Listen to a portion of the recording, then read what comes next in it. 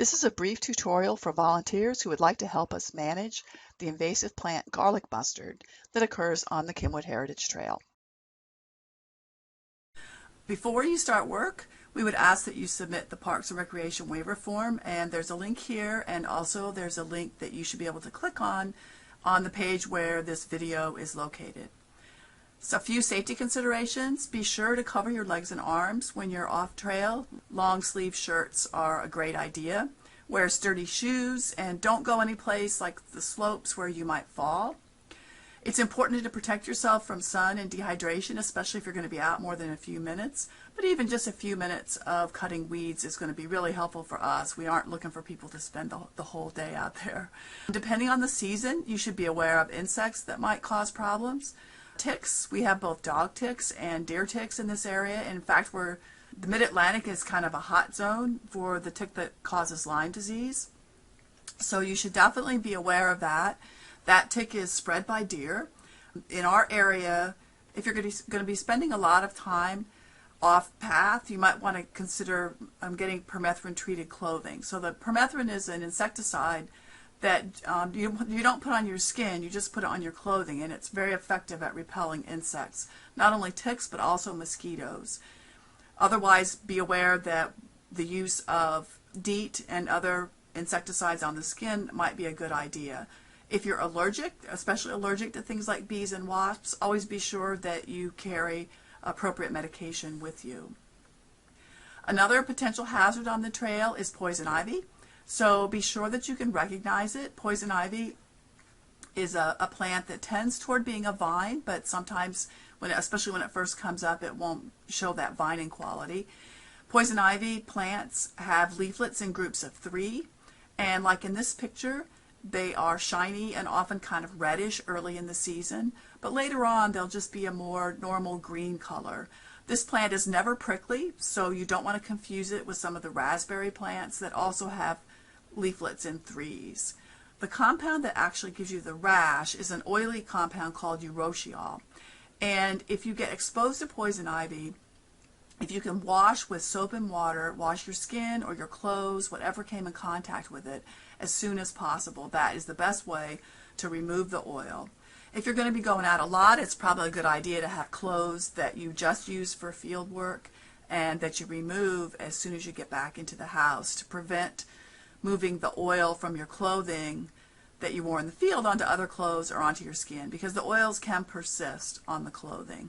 However, like I said, washing with soap and water should get rid of it.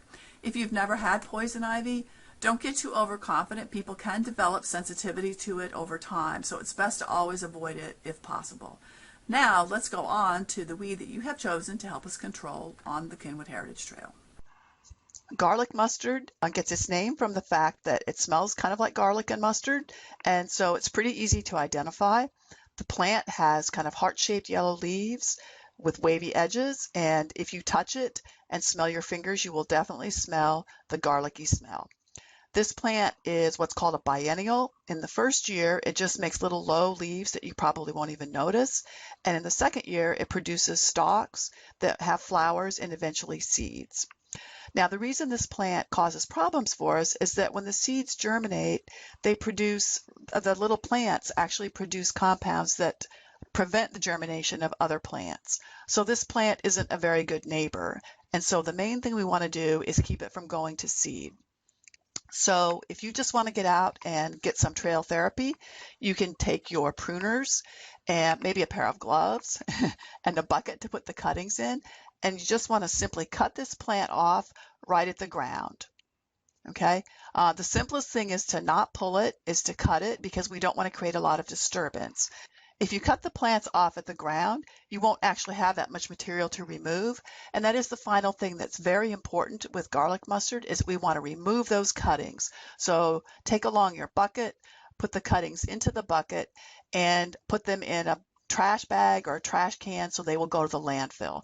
And that's because even though the flowers haven't matured yet when you cut them, they will keep maturing on the ground, and then there'll be more seeds and just cause more problems. Okay, so at the very easiest level, that's all you have to do is take your pruners out, cut it off, and take the cuttings away. Now, for those who are interested in a little more subtlety and how we can really kind of try and be more sophisticated in our management of this plant, here's a little more detail.